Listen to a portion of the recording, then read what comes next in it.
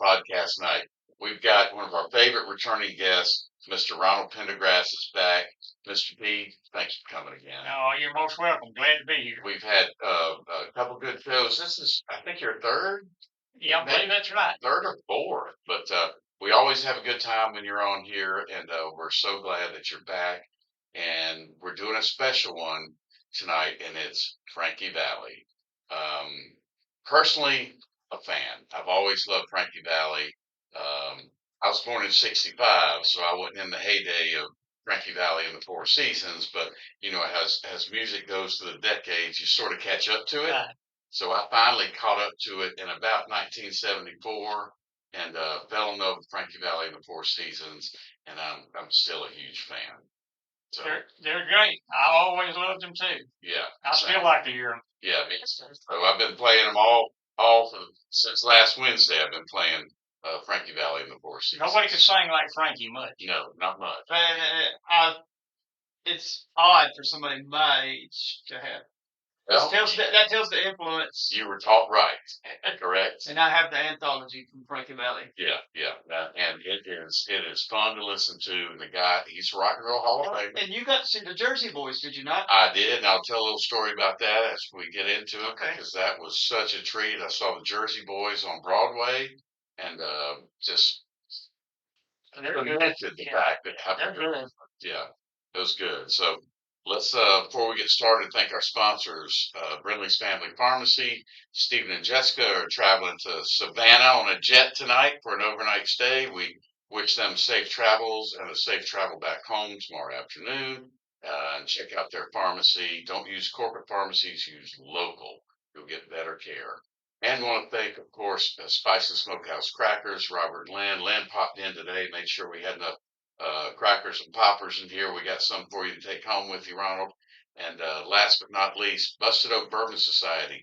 Saturday, this Saturday, we'll be open at 8 a.m. And that is not going to be an easy thing for me to do to get up at 7 a.m. Actually, I got to be there at 7 a.m. Yes.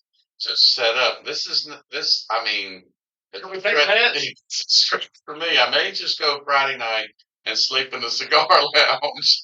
Was thinking that I just get up, put on a hat, and it's Derby Day.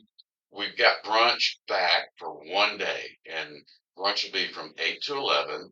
Make sure you come. It is fantastic. We're talking about steak and eggs, pork chop and eggs, the omelets, everything. It's fantastic. And we'll have the races on all day. Me and Percy will be in the trenches. And of course, they'll run the Kentucky Derby later that evening. And then there will be live music. So it will be a great day. Unlike the Stones, we can't help you make bets on Kentucky Derby. We cannot. We cannot.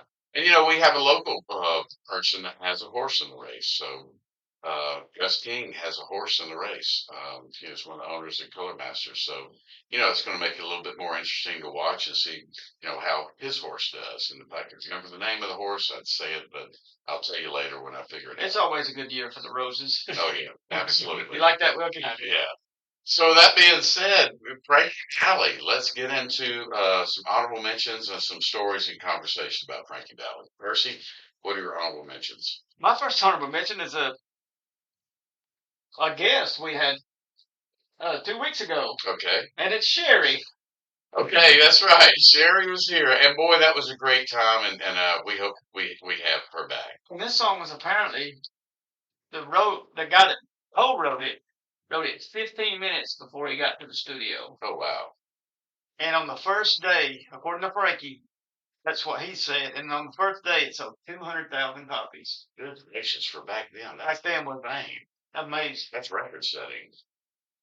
My next honorable mention is a song that Frankie bought for $4,000 because nobody else wanted it. Okay. It was rejected by Capitol Records, Atlantic Records, and he actually debuted it on the Midnight Special. With Wolfman Jack. And it's My Eyes Adored You. It's an honorable mention? Yes. Oh, wow. That's an honorable This is mention. going to get deep. Stealing my thunder there. Yeah. Honorable mention? My honorable mention is You're Just Too Good to Be True. Can't take my I don't eyes need to off look at you when I say that. because I am. Too good to be true. I can't take my eyes off you. Yeah, you can. Thank goodness. Word of mouth.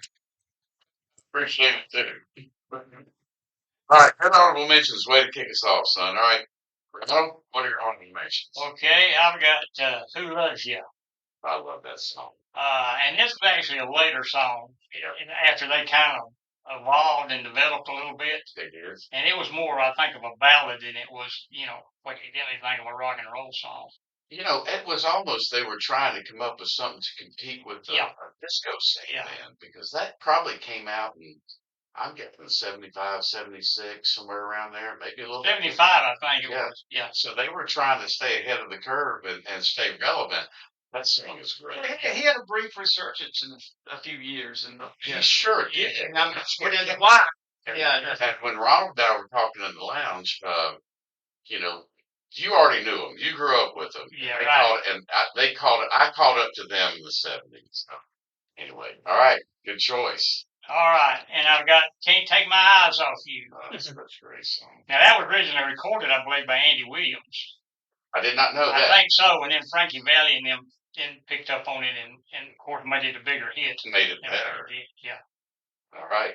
And my other one is December 1963. What a night. Now, there's a story behind that, too. Let's hear it. Okay, in December the 5th of 1933, they wrote a few lyrics to a song, but it was for repelling prohibition. Okay. And Frankie Valli and Bob Gildo took all this and made new lyrics with it and made Oh What a Night. Yeah, 1963. Yeah. It's a great choice. It was a great song, and that came out right around the time Who Loves You came out. You're right. It was 74, 75, somewhere along there. Still keeping the band, still keeping the Four Seasons relevant. There's basically two co-writers that got rich off Frankie Valli, and that's Bob Crew and Bob Gaudio. Yeah, Gaudio's main. He's the main man. They got rich off Frankie Valli. Yeah, that's probably other people that got rich like too. Like here's one. Joe Pesci. Do you know the story of Joe Pesci? Okay, so I got to see Jersey Boys, which is the play about Frankie Valli and the Four Seasons. I saw it on Broadway in New York City and blew my mind. I was already a fan, but I got a chance to go see it. All of a sudden, this character comes out, and his name's Joe Pesci. And I learned that Joe, in those early days when they were street kids, he was one of the street kids, and he helped them meet the right people in the business that got them started. And I think Joe was actually on their early payroll because Joe was trying to make a buck too back then. But I was blown away. I was like, I didn't know Joe Pesci had a part in helping form Frankie Valli. Or it was just the Four Seasons. No, I didn't know that. There's another great writer I'm not going to mention, but he was already rich, but he made more money off Frankie. Yeah.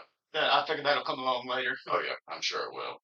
All right, so that was something I took away from that play. And now you can always watch it because it's a movie now, The Jersey Boys. Yeah. And I would encourage anybody to watch it. But if the play ever comes around again, I'm not talking about Broadway. They have plays all over the place, but plays all over the place. So it's like play. But I'd go see it. It's fantastic. And the music just, it does it. So, all right. Good honorable mentions, Ronald. All right. The first honorable mention, and it is, I don't know this as fact, but I would guess it's one of his biggest hits. And every young teenage girl in America loved this movie. And it's Grease. It's the theme song from Grease. And gosh, that came out, and that was even in the later 70s. And Frankie was a little bit older, and you could tell he was a little bit older. Not by his voice, though. No. Because that song was great. He just didn't look right in those bell bottoms before. No, it wasn't right. But you know who wrote that song, though? No, I didn't. Barry Gibb wrote that. And, that makes all the sense in the world. And and I may be wrong, but did not Peter Frampton play guitar in that? Oh boy, I'm not sure on that. I think he did. That But makes I may be off base, but I think he did. All right, we'll do the call. There's a video of him on YouTube singing Grease, and he's got on those bell bottoms. And it was the time, but it's just, it don't look like Frankie. No, I mean, you think of Frankie, you think about, the dark suit and the tie and the Four Seasons and all that.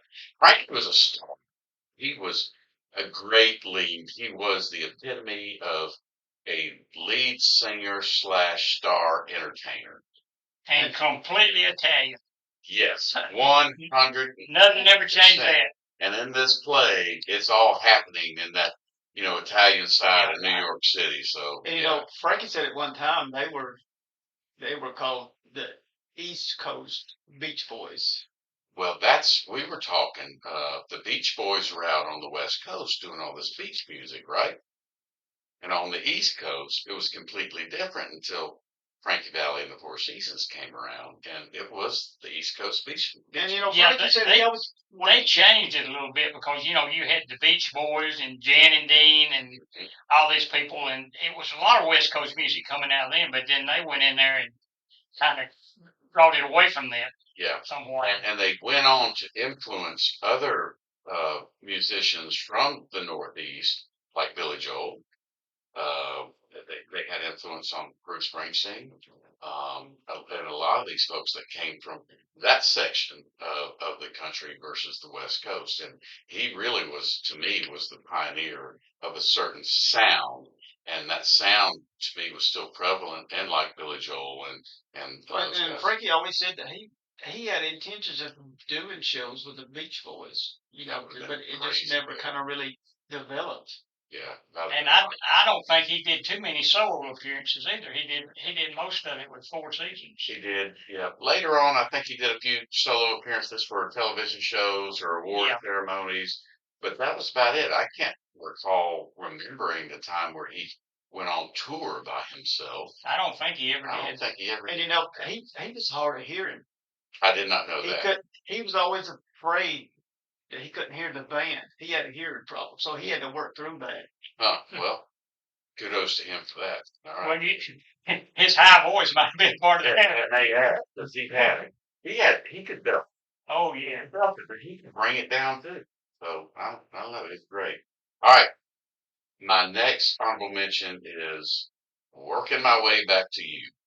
That came out. That was one of their earlier, earlier hits. Yeah. But just like the lyrics in it, and it brought me back to a time when I first heard it. I think I was in the fifth grade, and I had a crush on a little girl in the fifth grade. And sorry, little girl. Yeah, sorry. Yeah, it didn't work out. But anyway, that brought me back to those times. Last honorable mention for me is Let's Hang On. It's just that's got that Beach Boys feel to it a little bit because it's really high harmonies, and I listen to that and I'm like, that's that East Coast beach sound right there. It's with Let's Hang On. I mean, right. They had two guitars playing fuzz on that. I did not know that. It's one of his songs that you get that good guitar riff in it. It starts out, Yeah, and then they break into this great harmony. And anyway, it's a great song. So honorable mentions out of the way. That's a good kickoff. And we didn't step on each other's feet yet, but we're about to. Oh, yeah, Percy, what's your number 5? Well, they had reached the top 40 38 times. That's unbelievable. I know. And all Frankie said was, he considered them 4 kids from the ghetto. Yeah. I mean, that's from the New York ghetto, and that's what they were. My number 5 is a song that was inspired by a young girl who cleaned the co-rider's car windshield for change, and it's Ragdoll. And there was a New York makes sense now, doesn't it? A New York City radio station, WCBS, and obviously the New York connection, New Jersey, said it was the greatest song of all time. Ragdoll. Probably at the time it was. At the time, yeah. At the time, for sure. All right, great number 5. Ronald, what's number 5 with you? Well, it's already been mentioned, but it's My Eyes Adore You. Gosh. And this was, I think Motown had this song. I'm sure they did. And they didn't want to release it. So then Frankie Valli gave them $4,000 for it and got the $4,000 for My Eyes Adore You. Yeah.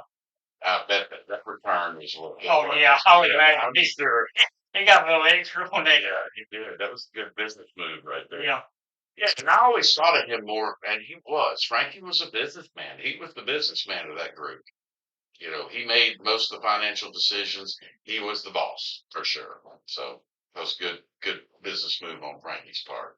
All right, my number five's already been mentioned. I remember it came out. I was in middle school, and it's December 1963. Oh, what a night! And man, it had all the kids jumping up and down. It was they got relevant again with the time, and it was before the disco scene really hit, as we mentioned before. But they brought themselves back with that one. I always loved that song. All right, number four, Percy. My number four was actually the title of this song came from a Ronald Reagan movie. It wasn't Bonzo in it, was It was called Tennessee's Partner. I've never seen this movie, but there's a scene where a man slaps the woman character, and she looks at him and she says, "Big girls don't cry," There we go. and that's where that came from. That's good info. That's good intel right there. I had no idea. Had no idea. You know what was it? Always Gallagher used to say in his shows. He would say, Frankie Valli always said, uh, you know, would sing about men and girls and stuff, and sing songs about being a man, but he would sing it like a. So many ways. You know, he was a New Yorker, you know, and men were men. You know, he wanted to get away from that falsetto, having to sing that all the time. So he purposely did a few songs to try to get him away from that. Interesting story. It's good stuff. All right, number four. well, I had the same thing Michael did. Big girls don't cry. How about that? Yeah, about the movie. Must run in the bank. And evidently the writer, I don't, you know ever what his name is? Can't pronounce it. I can't pronounce it. He saw this show on television, and he wrote that down on a scrap of paper. Big girls don't cry, and he fell asleep, and he woke up the next morning and wrote the song. How about that? It's funny how that happens. That ain't never happened to me. You will? You know. Yeah. No, maybe it will one I day. fall asleep a good bit. Right. I don't write nothing much. I look like I've been hit by a dump truck every morning, so I'm not writing songs. All right, my number four has been mentioned. It's "Who Loves You," and again, when that came out, I was younger, and it was shortly, I want to say after December "Oh What a Night," but it was a great song, good stuff. All right, nitty gritty time. Top three, Percy. My number three is "Walk Like a Man." It's another one of those Good songs. choice. Yep. And while they were recording this, the engineer locked the studio door, and the room above it had caught on fire. And they talked about how, I guess, they were putting it out, or sprinklers or whatever, and the water was dripping into the studio, and they wouldn't stop recording because it was locked. And finally, the firemen had to use axes just to break down the door. No kidding. Wow. Well, he wanted to finish the recording, Yeah. and he locked the door, or barred the door to keep anybody from coming in. And then they were knocking on the door trying to get in, and he wouldn't let them in because he wanted to finish that. Yeah. So they took axes and broke the door and came in. I mean, they're on the clock. Studio sessions cost money. Mr. Paul Simon. Yeah. Oh, yeah. And then you go pay for your studio time. All right. That's your number three. Ronald, what you got? Sherry. Oh, that's a great one. That was the first number one hit they had, I think. And Wow. that was really originally titled. It was wrote about First Lady Jackie Kennedy. They really called it Jackie the first time. Really? Yes. And then they tried Terry, and that didn't work. And then finally this Jackie wouldn't have worked. and then finally this Gildo, I'm sorry, I can't pronounce his name. Yeah. He wrote it about his best friend's daughter, which was named Sherry. Sherry. And he wrote it about that. Sometimes you just have to fool around. I mean, Willie Nelson was going to call crazy stupid. Yeah. That's good that I mentioned that. The day was Willie's birthday. Yeah, 92. 92. Happy birthday, Willie. All right, this has been mentioned. Number three. Y'all had it way down your list, though. My Eyes Adored You is my number three. And that's just a great love song. It's a great story song. you can think, yeah, it can bring back a lot of memories, a lot of childhood memories for me. Still relevant today because I still adore my wife. I still adore her. So just want to use that. How about that, Lord? Do you think that'll get me back in the house today? I think so. All right, good. We're trying. No, I'm not out of the house though. It might get you where you can continue playing the Four Seasons. That's maybe so. I'll have to play it for her again. Yeah, there you go. Be my aunt, right? We got to look at those angles. All right, number two's Percy. What's number two for you? My number two, Catchbox said it had the Money in the Bank sound. And we're not talking about John Anderson. But it's working my way back to you. Good song. Good song. Good one, yeah. Yeah. All right, Ronald, number two for you. Like Michael, I've got Walk Like a Man. And of course, we've already been through that about the room being on fire and the smoke. But It's a great story. yeah, it's a great story. Yeah. Songs that have those stories kind of. Wanted to You get learn the story. I mean, you like the song even more. wanted to get electrocuted. Yeah, that's for sure. Man, All right. a lot of stuff happened like that in the studio. You know, when Waylon wrote a song because they delivered some cocaine to the studio, and the guy was leaning on the talk button, and Waylon heard the police or the feds when they come in, and he heard it, and he just took it and flushed it down the toilet. Plus, like And, 15,000. and the feds heard the toilet flush, and they just left. But see, in this case, the producer seen water dripping down. You know, it was up on the floor up above him. He seen it dripping down, so he barred the door, and he was determined to finish that recording that song. He wasn't gonna let him in. And finally, the fireman put an axe to it, broke it down, and carried him out. Well, Frankie was sort of a tough guy, and he was portrayed sort of a tough guy a little bit in the play, and had that New York attitude, man. That was all what it was all about, just that New York attitude. All right, my number two, I'm gonna break these chains here. 'Cause no one's picked this one yet, and I love this song, and I've always loved this song, and it's an older one, and it's "The Sun Ain't Gonna Shine," and that is just that's one of my favorite ballads that they do. And Ronald, I'm guessing that one's probably from about 63 or 64. 64, I think, Yeah. if I'm not mistaken. Yeah, but that's a beautiful song, and I love it till. I mean, that song to me, all these have stood the test of time, and I hope they continue. And at least we're doing our part here on this Yeah, podcast. right. Yeah, so that's my number two. We are down to number one's Percy. Well, all I can say is true love takes a lot of trying. Oh, I'm dying. Yeah, And then those, for me, out of all his songs, that guitar riff is just because he didn't have that a lot of his songs, yeah, and it worked well in that song when he did "Let's Hang On." yeah. It's a great song. Yeah, the Yeah. opening is slow, and then the guitar riff. You're like, all right, we're going places now. Man, that's a good Yeah, guitar. that's one of the better ones there. All right, number one for you, Ron. Okay, we're going Rex Texas again. I had Ragdoll Okay. again, which, as Michael said, he thought there was homeless people cleaning car windows at a traffic light, Mm-hmm. and he saw this girl with a dirty face and ragged clothes on, and he wrote that down, and it went from there. He wrote the song from there. That's a great story. All right, good number ones, guys. All right, I'm breaking the chains again. Can't take my eyes off of you. And that is my number one favorite Frankie Valli song. And it coincides with me. My favorite movie is The Deer Hunter, which is a Robert De Niro movie. Well, he knows where I'm going. They come back from a hunting trip, and they're going to their local watering hole, and there's a pool table, and they're all in there drinking beer. All of a sudden, that song comes on, and if you hadn't seen that part of the movie, Ronald, if you haven't seen it, Yeah, so it's great. They start getting into it. Next thing you know, there's six drunk guys, and they're just belting out, "I love you, baby," and it's just just light up. you know, as we talked about it earlier, there's a commercial now. Yeah, I don't know, a sports commercial in between where they're in a bar and they all get into singing yeah. the same way. That's the biggest thing. One of the biggest sing along versions ever, in my opinion. And I love the song. I'm glad I got to claim that one.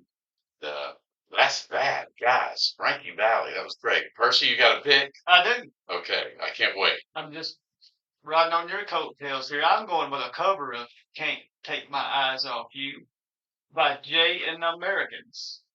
I remember them doing that, and a lot of people don't even remember Jay and the Americans. Oh yeah. Yeah, that's good stuff. All right. Jay Black, Yeah, calling me up. Now, he had that voice too. he did. He did. He could pull that off. Yeah, It's a special voice to pull off Frankie Valli. yeah. Sure. He had the voice. Yeah, it's good stuff. Ronald, you going to come back with us? Anytime you want me to, man, right. I'm glad. Enjoy it. Yeah, we always enjoy having you. I mean, I know Percy does, and I do too a lot. So I appreciate you. I'm pretty sure it's perfect favorite guest. Yeah, hey, he's one of mine too. I mean, we've had my mom on too, and we're thinking about.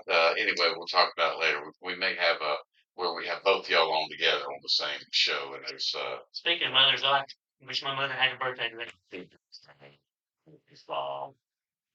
oh Sue. So 74. My goodness, she's not. She What is. a champ. What a champ. Got a great Sue story, but I just won't tell it on the Well, podcast. Good on her. All right, next week we got Spencer Moon coming on, and we're doing Phil Collins at his request. Now, Spencer has a relationship with one of Phil's singers, so we're going to cover Phil Collins next week, and we're excited to have Spencer, also known as DJ Bama, coming on next week, and looking forward to that. And thanks again, Ronald.